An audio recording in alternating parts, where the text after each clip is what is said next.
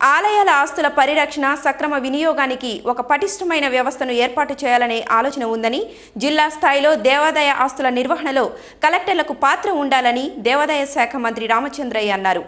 అన్ని ఆలయాల్లో దీపం వెలిగించాలనేది తన ఆకాంక్ష అని ఆయన పేర్కొన్నారు.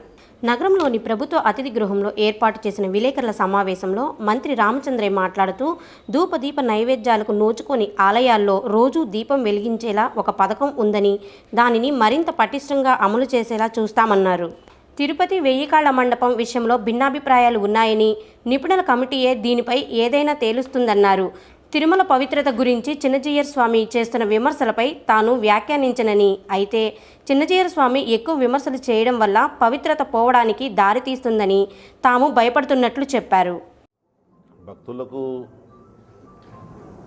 అమ్యూనిటీస్ ఎక్కువగా ప్రొవైడ్ చేస్తూ వాళ్ళ యాత్ర ఇబ్బందికరంగా లేకుండా ఉండేటువంటి వాతావరణం కల్పించేటువంటి ప్రయత్నము ఇంకా ఎక్కువగా చేయాల్సిన అవసరం ఉంది.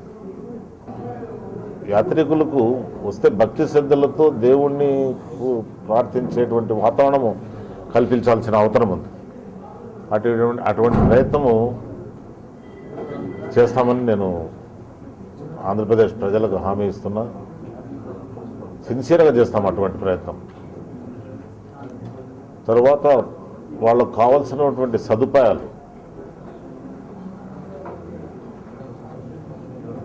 టెంపుల్స్లో there is no depth of funds కొరత ఏం లేదు.